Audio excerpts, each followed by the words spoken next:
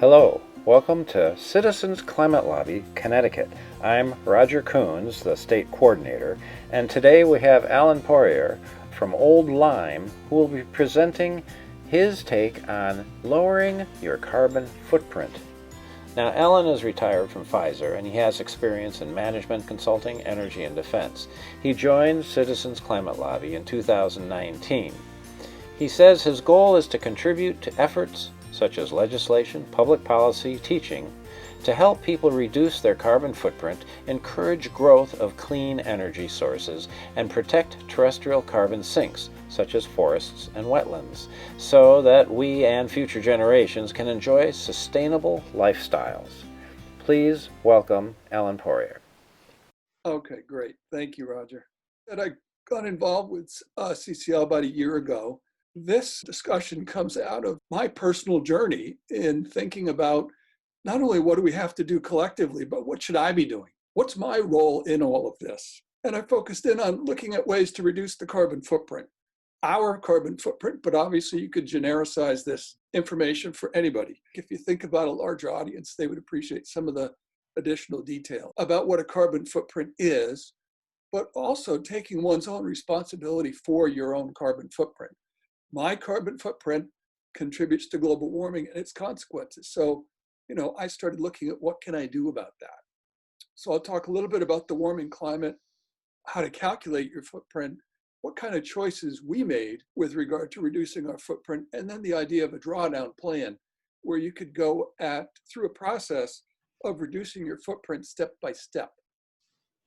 So as all of you know, on the left side of this chart, the big issue is all the fossil fuels primarily that we burn. That contributes about 86% of the net CO2 that's going into the air.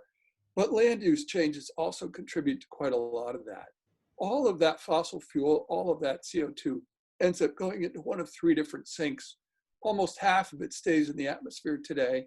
So that's why we have about 416 ppm in the atmosphere of CO2.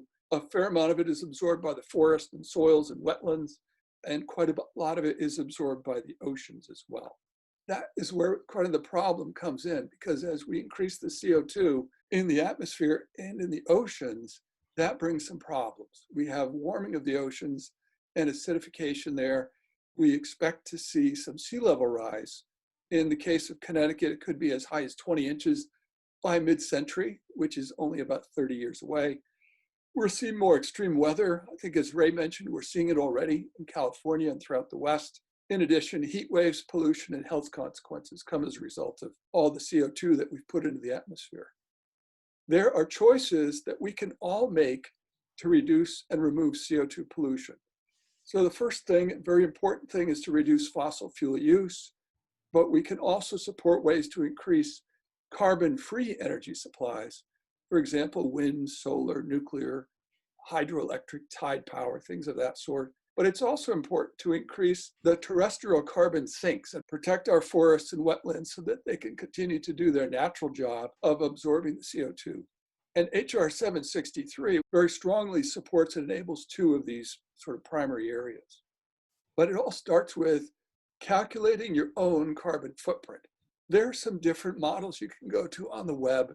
There's one from EPA that's actually pretty good, but there are a number of other ones. But what I've done here is try to simplify it all and recognize that for most people in a place like Connecticut, we primarily create our carbon footprint due to the vehicles we drive, heating our homes, the electricity that we use, the food that we eat, interestingly, a little bit less by other things that you buy.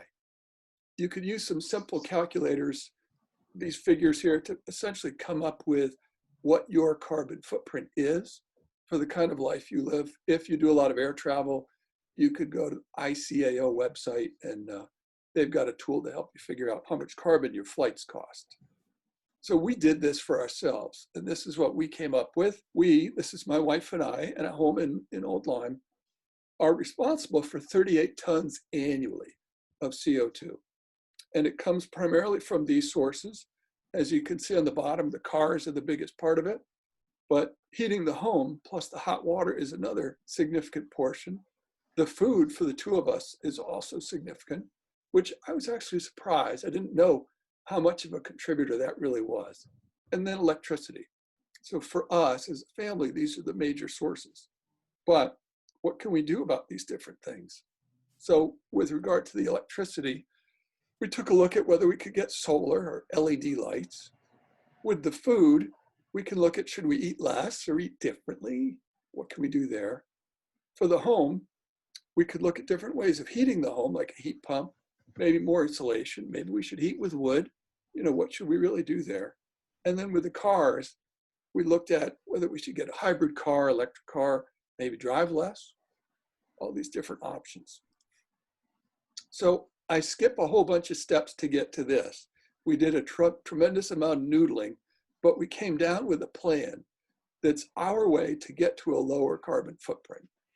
The first thing that we would do is the plant-based diet, which doesn't mean we have to give up on meat entirely, but if we do, we could drop our carbon about 5% just from doing that. All depends on where you start. We were already in a pretty good place, so we don't drop as much as some people might. Then we would go to do some home efficiency measures. That would cost us about $2,000, but would address insulation and leaks. We'd add the LED bulbs at that point. The timing for those two first steps, we could do them right away. There's no particular reason to wait for those. The third step would be to go to a hybrid car. So that would replace our lower mile per gallon car, which is the one that uses most of the fuel. But the $4,000 represents the price premium of a hybrid car over a non-hybrid car. And then further down from there, we would buy our first electric car. That would replace the higher mileage gasoline car at the right time. And there's about a $10,000 price premium for those. Eventually, when our air conditioning system reaches its end of life, we would replace it with an air source heat pump system. So what starts to happen here is once we get the first electric vehicle and then the air source heat pump, we've started actually ramping up our electricity use. So we would then start to look at putting in a solar system, but we'd have to clear some trees, replace some roofing on the house, but that's what we would do at that point. And then last would be a second EV car. This all could take 10 years, perhaps, to do this, maybe more. But if we did it, this is what happens to our carbon footprint. We start at 38 tons today. That's our baseline. The plant diet gives us a little bit of advantage. Home efficiency knocks it down a few more. We then move down to the hybrid car, first electric car, the heat pump, the solar, and then eventually the second EV. Again, this might take 10 plus years to take all these steps, but if we did them in this rough order, we go from 38 tons down to 6, which is a huge change from where we are today. The other important thing to note is that as we take these steps down in carbon, our entire energy budget also goes down. So we start today spending about $10,000 a year on gasoline, fuel oil, and electricity. But by the time we do each of these steps, we eventually get down to only about $1,700 a year. So you can have a very, very significant savings in money over time as well, if you're able to take the steps. So sort of the quick conclusion is you can reduce your carbon footprint. It will take time. You have to lay out a plan for yourself in terms of how you do it, but you will save money when you do it. And as a result, we don't really have to go through a huge shrinkage of our lifestyle.